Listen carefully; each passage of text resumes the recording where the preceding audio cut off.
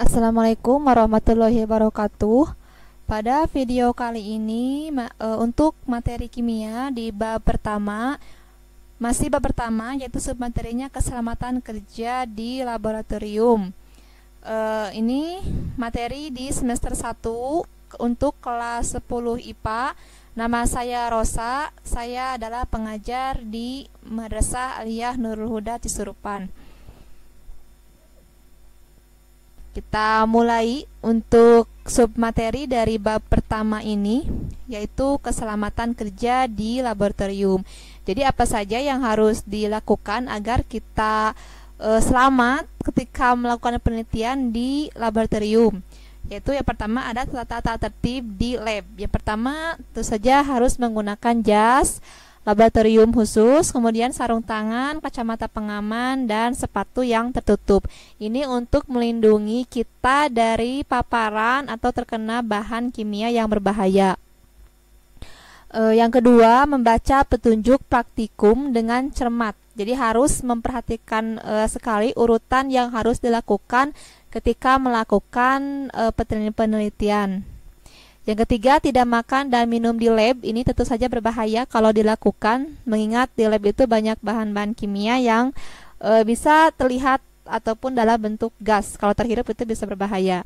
Yang keempat, mencuci tangan dengan sabun dan air bersih sebelum dan sesudah praktikum. Ini tentu saja harus dilakukan ya untuk menjaga kebersihan. Yang selanjutnya, tidak menggaruk kulit yang terkena bahan kimia ya. Ini kalau digaruk, ketika ada bahan kimia yang menempel di kulit dan kita garuk, itu justru akan menimbulkan luka yang lebih parah. Berikutnya, penggunaan zat bahan kimia. Yang pertama, tabung reaksi yang berisi zat kimia dipanaskan, tidak boleh diarahkan ke wajah sendiri atau orang lain. Ini tentu saja sangat berbahaya kalau dilakukan ya, apalagi diarahkan ke wajah. Yang kedua, jangan menyentuh bahan kimia dengan tangan. Ini tentu saja tidak boleh dilakukan ya. Tapi gunakanlah pipet untuk mengambil larutan. Kalau dibutuhkan ketika melakukan praktikum, itu jangan langsung diambil dengan tangan, tanpa alat, tapi gunakan pipet untuk mengambil larutan. Yang keempat, larutan kimia yang tumpah di meja atau di lantai harus segera dibersihkan. Ini tergantung dari jenis larutannya. Jika asamnya pekat, dinetralkan dengan soda kue. Artinya ini kalau asam berarti dengan basa supaya netral. Dan jika basa kuat, itu ditambahkan asam ya supaya netral juga sama. Ini kalau basa kuat itu ditambahkan amonium klorida atau NH4Cl. Ini untuk menetralkan supaya tidak terjadi iritasi antara asam kuat dinetralkan dengan basa dan basa juga dinetralkan dengan asam.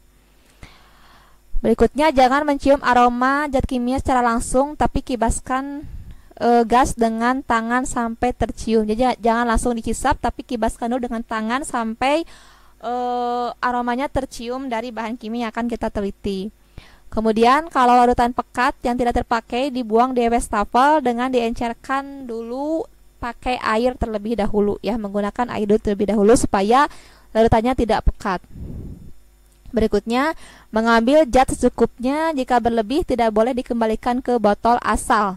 Jadi tidak boleh dicampurkan antara yang sudah terpakai dan yang masih baru, karena nanti akan berbeda, ada tambahan lain sehingga terjadi reaksi yang berbeda kalau dikembalikan ke dalam botol semula.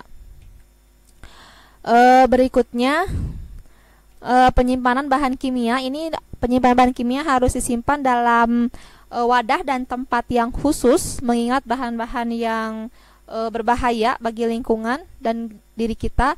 Yang pertama, botol yang berisi bahan kimia disimpan dalam rak atau lemari yang disediakan khusus untuk itu.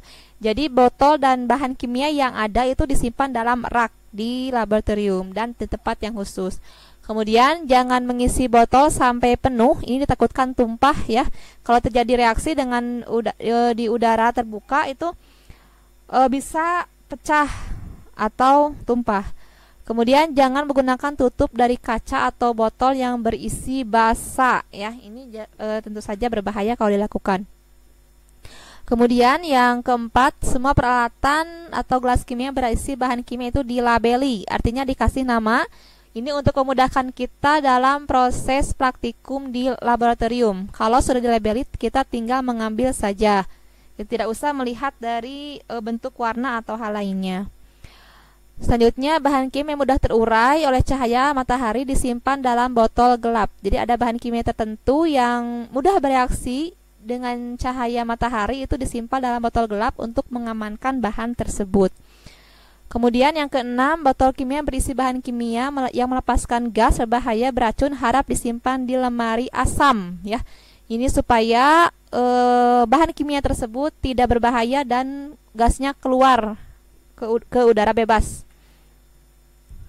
Ya, demikian pemaparan dan penjelasan dari materi bab pertama, yaitu keselamatan kerja di laboratorium. Mudah-mudahan materi ini bermanfaat untuk kita semua. Jika ada pertanyaan, silakan komen di kolom komentar. Juga channel ini jangan lupa di like, komen, share, dan subscribe-nya.